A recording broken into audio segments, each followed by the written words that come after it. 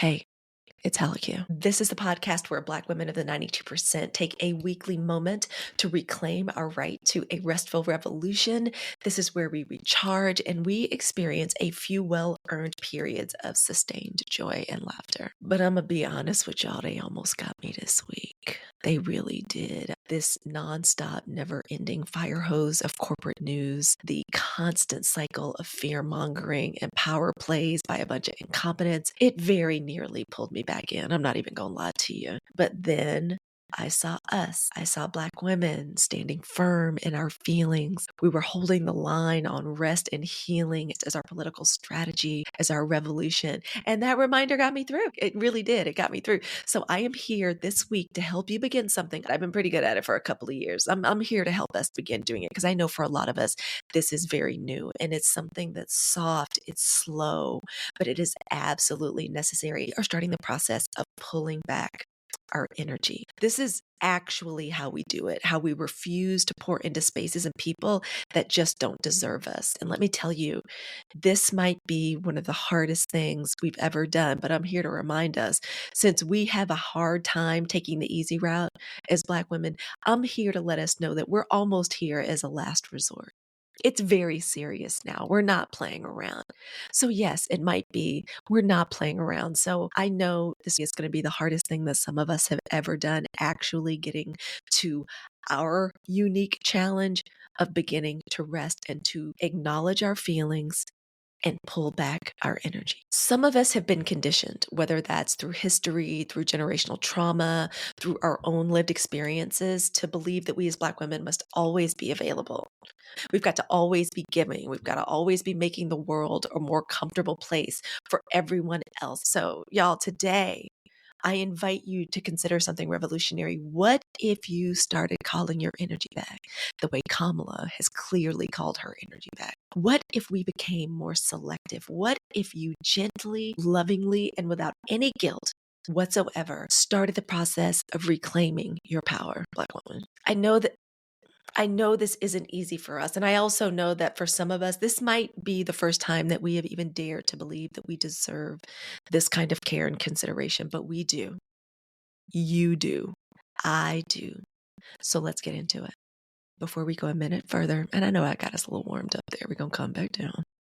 We're going to take a moment together. We're going to try to find some stillness so no matter where you are, as long as you are not behind the wheel of a moving car, wherever you are, whether you're sitting or standing, I want you to soften your shoulders. I want you to work to unclench your jaw. I want you to take a deep breath in, nice and slow and steady. You know, we like to hold it for 4 counts. Now release. Okay, let your breath be an anchor for this entire podcast. In slow through the nose and blowing out through the mouth as though breathing through a straw, okay? And as you breathe, I want you to repeat this mantra in your mind. Use it this week, all this week. My energy is mine, and I call it back. Now I observe, I rest, I prepare. I'm going to repeat it.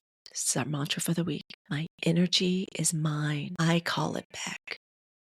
And now I observe, I rest, I prepare. Okay? That's our mantra.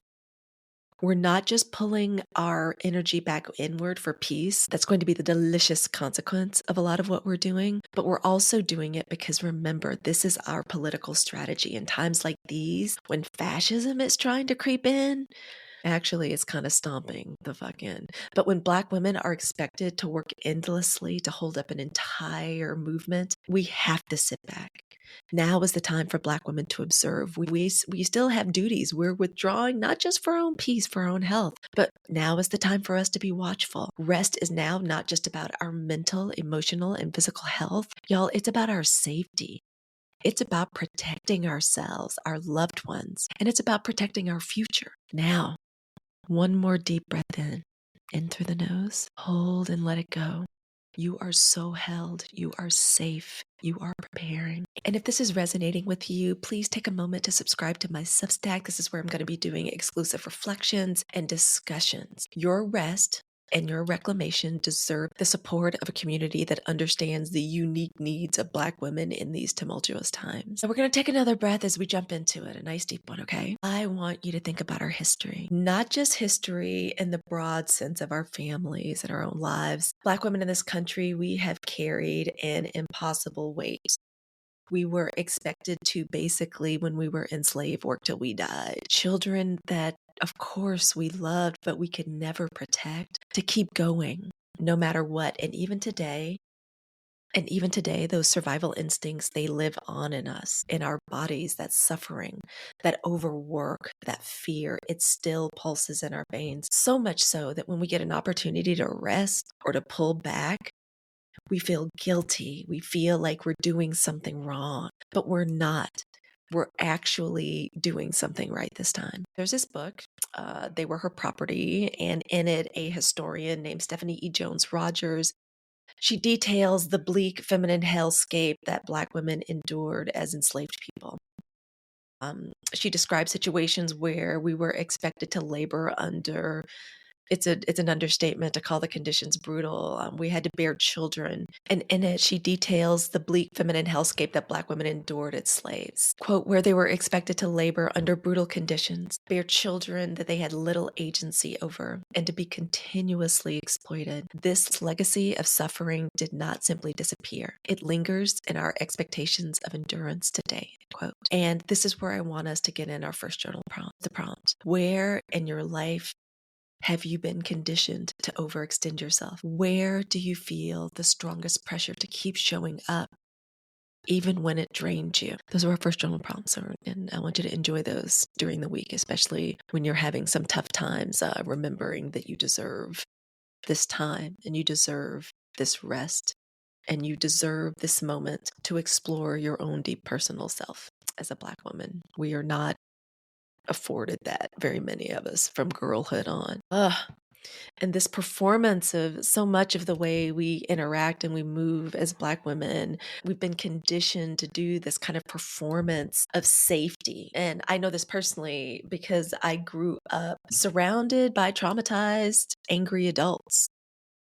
My home life as a child, and this is my early childhood, it was a home where the air was constantly thick with tension, like violence could break out. So I needed to have to pick up on that energy like it was my job, right? To prepare myself or to try to keep myself safe or figure out how or if I could keep my little sister safe. If there's any way I could help my mother. What were some of the things that I did as a girl to try to figure out if danger was lurking, if an adult was going to go off on me or hit me or start screaming or yelling at me? I learned all of these coping mechanisms. A lot of us do. So I talked, I fawned, I would try to make myself pleasant or funny or easy because I thought maybe if I could adjust the energy, if I could do anything, if I could maybe make a mad, angry adult smile or just be happy to see like a clean kitchen, right? Or a swept floor, things would then be safer for me. And so many of us do this every single day as Black women at work, in relationships, in public spaces where we are never allowed to just be. It's like we have to perform. It's not ever enough just to be ourselves. So we do these things that a lot of us don't even know that we're doing. We're over explaining. We may soften down our brilliance idea. We smile when we don't feel like it.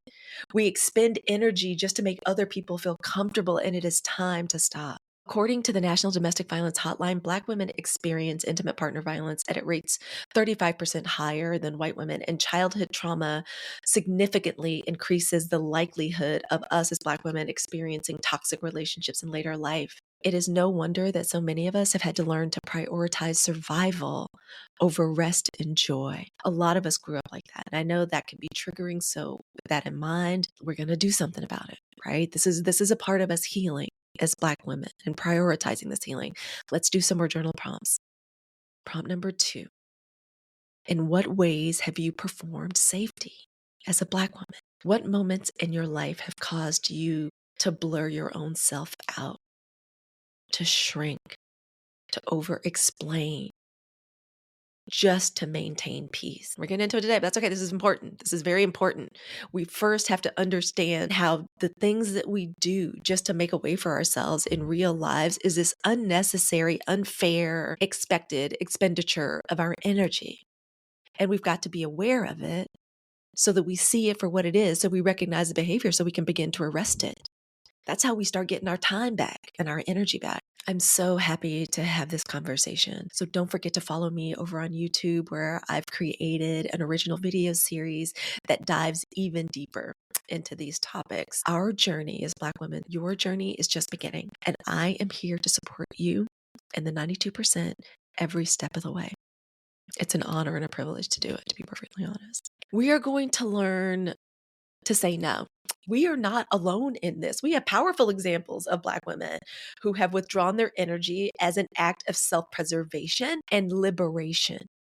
And this week, there is no better example of this than Issa Rae and Shonda Rhimes. I don't know if y'all know this, but the man that they elected president has decided to name himself chairman of the board of trustees of the Kennedy Center. And Issa Rae actually had a sold out show that was booked there. Shonda Rhimes is on the board of trustees. And what they did in this last week, they basically just pulled their brilliance from the Kennedy Center. It was a very quiet, but it was a very profound statement.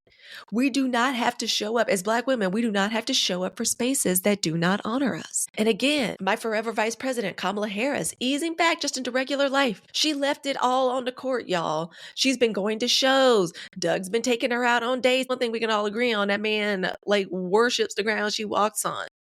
She is just back out being with her boo, just simply living. And yet the moment she stepped back into her regular life, white women demanded that she return to doing the work.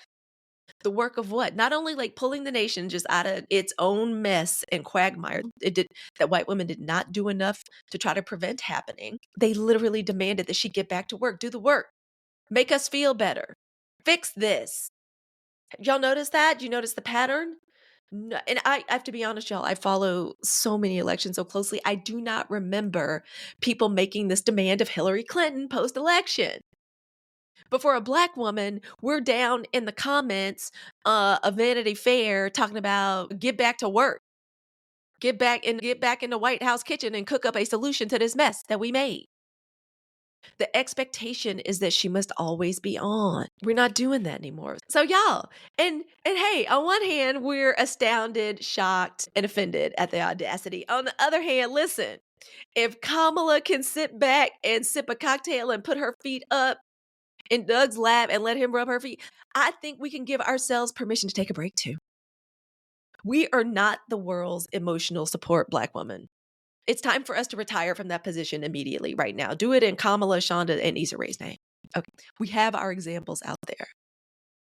Oh, really? We're going to be able to do this. I am so hopeful. I know we're going to be able to do it.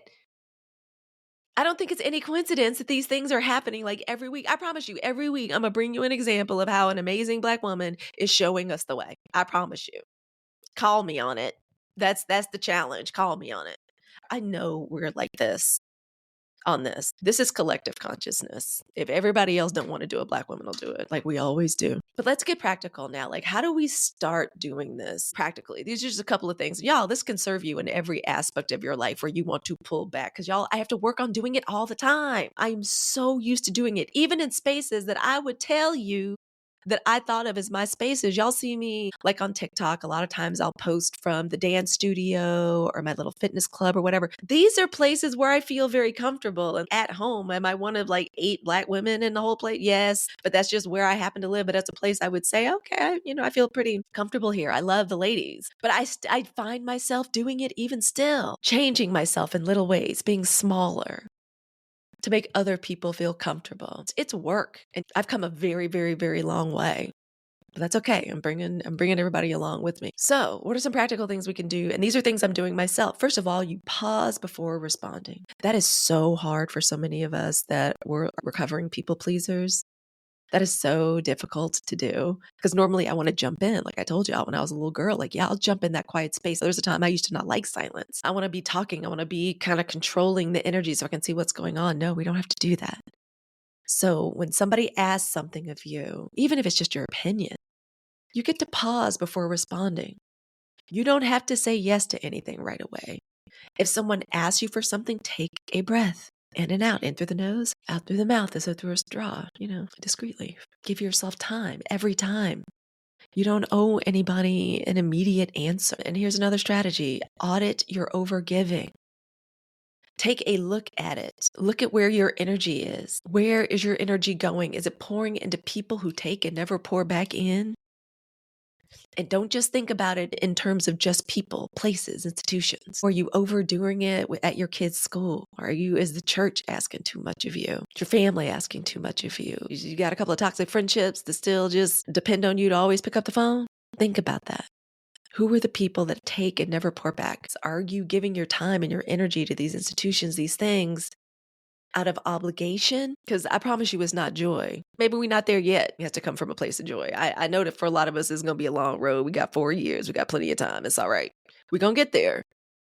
But we really need to be thinking about that. This is serious because so much of racism is just energy vampirism. Just be making these subtle demands of Black people, of Black women all the time, keeping us depleted, tired, distracted, so that we're too tired to even feed ourselves in a way that nourishes us, keep us working 2 and 3 jobs, so that we have to buy cheap processed food to just keep people, or even just to make ourselves feel better. We're going to get to joy. But right now it's important to do this audit. What are we doing out of obligation? And you don't have to do it real big all at once. Let's take this like in little micro steps, baby steps. Stop explaining to people why you're saying no. This is like a pullback, like a micro pullback. Stop explaining why you're saying no. Just say I can't. I have too many projects going on right now. Oh, I'm sorry, I can't. I would love to, but I can't. Don't even say that. See? Oh, Lord. See? That's all right. It's a process. I'm sorry, I can't right now. I really cannot. Worthy cause, though, but I can't. And we're going to stop apologizing for not responding immediately. These little small acts, they add up. They can yield powerful change. These are just 3 small ways, little practical ways. And y'all, oh my gosh, Black women, we are still human. I know this. I want to say this because I was talking to a mutual this last week. Lola Toya writes, she really made me reflect and remember that we as Black women, we are still human. We have responsibilities. I know I come across very sunny. Y'all know I call myself, I'm a human ray of sunshine. My friend Sandy told me that. And I am owning it. I am claiming it as one of the kindest things anyone has ever said about me. Because of that, I'm really careful about appearing to be or being toxically positive. I know we have responsibilities, family, work, life to manage. I know that. But I promise you, if we as Black women, if we start small, if we begin today, we can begin to experience some peace, some joy, a full human experience for the first time. We deserve that. And I will always be here reminding us as Black women of what is possible. We have already moved mountains. Now we're about to be strong and rested up and creative and dreaming. Now is our time, and we deserve community and safe spaces to discuss this. So subscribe to my Substack.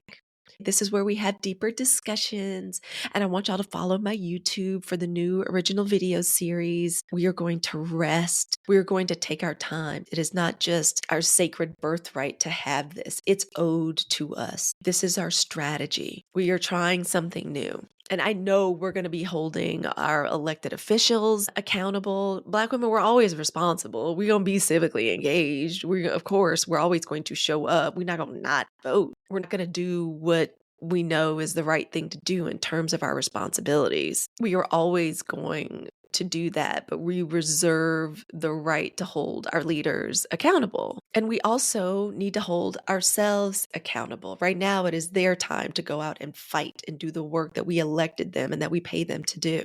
And we're going to start being accountable to ourselves, and we're going to do it together, and we're going to do it in community. We deserve a safe, vibrant, flourishing community to have these conversations. And because we do, I want you to subscribe to my Substack. This is where we have deeper discussions together in community. And please, please follow the YouTube, subscribe for original new series that I'm making just for that channel. We are going to do this together.